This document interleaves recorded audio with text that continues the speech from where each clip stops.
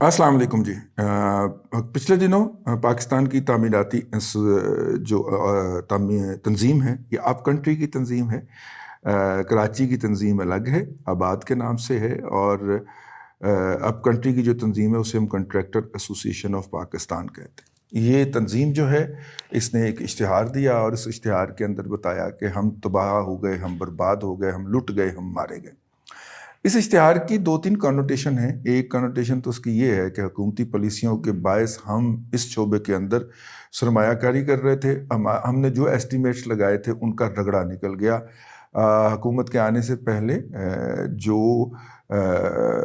लोहे का रेट जो है, फौलाद का जो कदर है या फौलाद की जो निरख हैं, जो कि इस हुकूमत के आने से पहले 92 रुपये किलो थे या 92,000 टन थे। टन में 1,000 kg होता है, तो 92 रुपये किलो थे। वो अब बढ़ के 175-180 रुपये किलो से भी ज़्यादा हो गए। एक होती है हुकूमत की बेस प्राइस। हुकूमत को जब डंडा चलाना होता है तो वो फिर डंडा चला के कहते हैं कि इस बेस प्राइस पे बेचें, ठीक है। तो जो चोरों और लुटेरों की हुकूमत होती है वो 90 रुपीज़ की बेस प्राइस चीनी के ऊपर जो है, चीनी के जो कीमत है वो 165 रुपये से कम करके 122 रुपये करके कहती है कि जनाब देखो कितना बड़ा हमने कारनामा सर अंजाम दे दिया है। बेस प्राइस कितनी है? 90 रुपये। कीमत बढ़ के कितनी हो गई थी? 165 रुपये। कम कितने की? 43 रुपये। तो कितने की आ गई? 122 रुपये की। तो कहते हैं इस बात के ऊपर आप जश्न मनाएं और हमारी तारीफ के अंदर कसीदे गाएं, और फिर जितने भी उनके एजेंट होते हैं, मैं दोबारा लफ्ज, जितने भी उनके एजेंट होते हैं वो फिर वही जो ट्वीट होती है उसको करते हैं। चले हुकूमती ओहदेदारों की तो अलग बात है, ये जो स्क्रीन पे बैठे हुए हैं ना, ते वो वही वाली ट्वीट जो है, मामू के बेटे कामरान वाली ट्वीट जो है वो रीट्वीट करते जाते हैं। 3 नहीं, 5 नहीं, 20 नहीं, पूरे 43 रुपये कमी वाक़या हुई है और मीडिया ने इसकी खबर नहीं दी। मामा बेस प्राइस तो 90 रुपये आपने रखी हुई है ना, ठीक है। और इस बात पे आपका झगड़ा था कि आप 89 रुपीज़ खरीदना चाह रहे थे शुगर मिलों से, पाकिस्तानी शुगर मिलों से, और वो कह रहे थे कि 95 ले लें, और आपने नहीं लिया और आपने बाहर से इंपोर्ट की, वो 108 रुपये की पड़ी। मैं किसी और तरफ निकल रहा हूँ लेकिन ये हकायक 108 रुपये की पड़ी, और ट्रांसपोर्टेशन डाल के वो 120 रुपये की, ट्रांसपोर्टेशन लोकल प्रॉफिट डाल के 120 रुपये की आपको घर में पड़ रही थी। तो वो उन्होंने, और ऊपर से आपने वक्त के ऊपर उसको इंपोर्ट नहीं किया। 1 या 2 हफ्तों का गैप था। इन 2 हफ्तों के बाद पाकिस्तान में लोकल क्रशिंग शुरू हो जानी थी, और जैसे ही वो लोकल क्रशिंग जो है बदीन ठट्ठा में शुरू हुई, तमाम तर गालियों की बौछार और इल्ज़ामात के बावजूद भी जरदारी साहब की मिलें वहाँ पे चली। मैं उनका कोई फ़ैन नहीं हूँ, मैं उनका बहुत बड़ा क्रिटिक हूँ इस हवाले से, लेकिन जैसे ही वो शुगर की वहाँ पे क्रशिंग स्टार्ट हुई, पाकिस्तान में चीनी के रेट इसी तरह नीचे आने थे, क्योंकि हुकूमत की नाअहली के बायस वो जो 15 दिन के लिए रिजर्व थे, एक तो उनका कुछ नहीं किया गया, एक तो उनके लिए कुछ नहीं किया गया कि उन रिजर्व को बीटअप करने के लिए थोड़ी सी बर वक्त चीनी इंपोर्ट कर ली जाती, और दूसरा ये बात कि हमारे पास चीनी नहीं है वो मुंह से फूट दी गई, ठीक है, बक दी गई। और नतीजे के अंदर ये जो मार्केट होती है, जो परसेप्शन पे चलती है, जैसे ही आपने कहा कि सरकार के पास रिजर्व में चीनी नहीं है, तो फिर साइकोलॉजिकली रेट को शूट अप करना चाहिए था। अगर नहीं भी थी तो कम से कम ये हम साए से ही लर्न कर लें। वो 1.25 अरब आबादी को खाजा खिलाते हैं, और उनके यहाँ कोई फसल शॉर्ट हो जाए तो मुंह से एक लफ्ज़ नहीं फूटता है।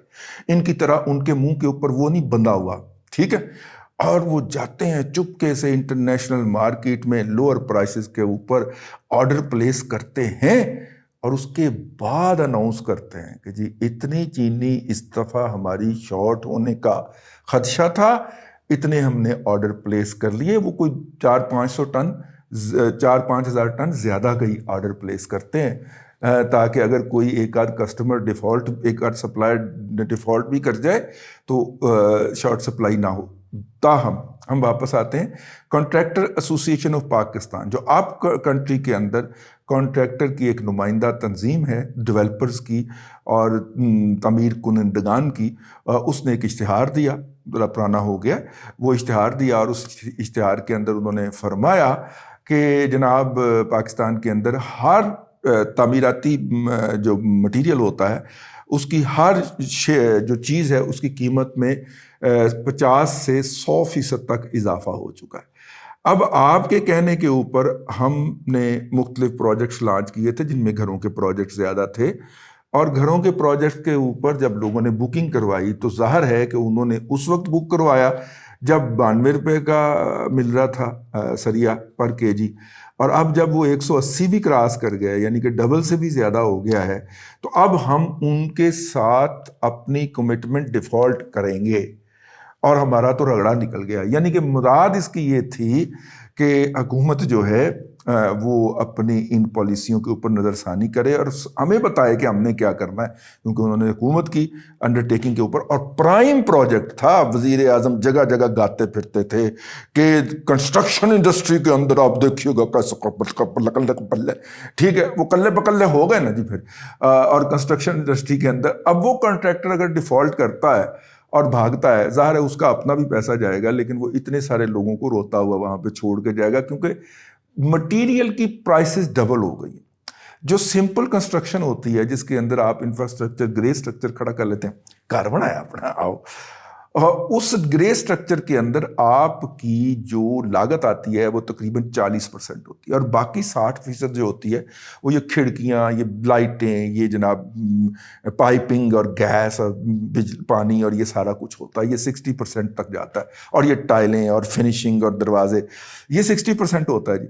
اب اگر باقیوں کی قیمتیں بھی بڑھی ہیں اور اسی ریشو سے بڑھی، یہ جو پینلنگ ہوتی ہے اور یا یہ جو دروازے ہوتے ہیں جو آپ کے نارملی سلور کے وہ کیا ہوتا ہے جی، اس مٹیریل اس کے بنتے ہیں جو ہوتے ہیں، یہ والا جو ہوتا ہے اس کی قیمت میں بھی کوئی 110% تک اضافہ ہو چکا ہوا ہے۔ تو پوری جو اگر اس نے آرڈر یہ بک کیا تھا کسی بھی بائر کے ساتھ حکومت کے گارنٹی کے ساتھ کہ آپ اس میں انویسٹمنٹ کریں، ہم جو ہے وہ کریں گے، اگر اس نے 20 لاکھ میں کیا تھا کہ 15 لاکھ میری لاگت ہے، 5 لاکھ میری بچت ہوگی، تو اب اس کی لاگت جو ہے وہ 30 لاکھ ہو گئی ہے بڑھ کے، ٹھیک ہے، ایگزیکٹلی 30 لاکھ سے زیادہ ہی ہوگی، کم نہیں ہوگی۔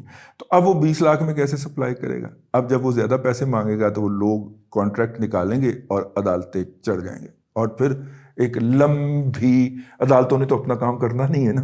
ہاں، وہ ایک جج صاحب کی تصویر آئی ہے، وہ سول جج صاحب ہے، وہ جا کے جو ہے وہ ایک سکول کا معائنہ فرما رہے ہیں، ماما توں اپنے جڑے جڑے ڈیسیژن ہے نے، جڑے ججمنٹاں اتنے ہزاراں دے کیسز پے ہوئے نے، انہاں دے فیصلے پورے کر لینے کہ تمہارے پاس اتنا وقت تھا کہ اب جا کے وہاں پہ ان کے پورے فیصلے ڈیلیور کر دیے آپ نے، لیکن وہ پرنسپل کو سامنے کھڑا کیا ہوا، خاتون پرنسپل بیچاری ساری لپٹی لپٹائی منہ ڈھانک کے اس کے سامنے کھڑی، اس کے سوالوں کا جواب دے رہی ہے کہ بچوں کی تعلیم کیوں نہیں صحیح ہو رہی، ٹھیک ہے، آپ پہلے عدلیہ کو ٹھیک کر لیں، آپ اپنی جو پینڈنگ کیسز ہیں ان کو تو ٹھیک کر لیجئے۔ خیر، تو وہ جناب اگر وہ ڈیفالٹ کریں گے، اس میں کچھ کانٹریکٹر جو ہیں انہوں نے ایک بڑا اور بھی واردات ڈالی ہے، اور وہ یہ ڈالی ہے کہ انہوں نے اوپن مارکیٹ سے لوگوں سے پروفٹ پہ پیسے اٹھا لیے کہ آپ ہمیں پیسے دیں، ہم آپ کو 12%، 15%، 20% پروفٹ دیں گے سال کا، اور دے بھی رہے ہیں ان میں سے کچھ لوگ۔ وہ جو اب ایک تو قرضہ انہوں نے لیا نا سرکار سے، سرکار نے انہیں کہا جی ہم آپ کو 2% یا 3% کے اوپر لون دے دیں گے اور آپ لوگوں کو بنا کے تو یہ دیں، اور یہ وہ بہت بڑا پیکج تھا جو سرکار نے اناؤنس کیا تھا۔ ایک تو وہ ہو گیا، تو وہ پیسہ بھی ان کے پاس آ رہا ہے، انفلوز کی انسٹالمنٹ جاری ہو رہی ہوں گی نا فائنینشیل انسٹیٹیوشن کی طرف سے۔ دوسرا، انہوں نے وہی پروجیکٹ دکھا کے پبلک سے پیسے اٹھا لیے۔ ان کو تو بھاگنا کھائے گا وارہ، ٹھیک ہے، اور آپ نے اگر کسی جگہ پہ بک کروایا ہے، پاکستان اہل لاہور، اہل پنجاب نے، تو فوری طور پہ چیک کیجئے کہ وہ کہیں پرائیویٹ پیسے تو نہیں اٹھا رہا مارکیٹ میں سے۔ اگر اس نے پرائیویٹ پیسے اٹھا لیے ہیں تو اس کا مطلب ہے کہ آپ تلے گئے، ٹھیک ہے۔ وہ جتنا مرضی بڑا نام ہو، ایڈن کتنا بڑا نام تھا، فاؤنڈر تھا وہ لاہور کے اندر ٹاؤن ہاؤسز کا، لیکن وہ ڈیفالٹ کیا ہے، تو پھر کتنا لمبا ڈیفالٹ کیا۔ یہ وہ باتیں جو میں نے کہا کہ میں آپ کی خدمت میں عرض کر دوں کہ جو سب سے بڑا شاہکار تھا اس حکومت کا، construction industry, real estate development جو تھے، اس کا بیڑا ہی غرق ہو گیا، ٹھیک ہے۔ اور مطلب یہ بات ہنس کے کرتے ہوئے دل کٹ رہا ہے، لیکن اس کے ساتھ جو ہزاروں خاندان روئیں گے اگلے کم از کم 15 سے 20 سال، وہ سوچ کے دل منہ کو آتا ہے۔ اب تک کے لیے اتنا ہی جی، اللہ آپ کو آسانیاں عطا کرے اور آسانیاں خلق خدا میں تقسیم کرنے کی توفیق عطا کرے۔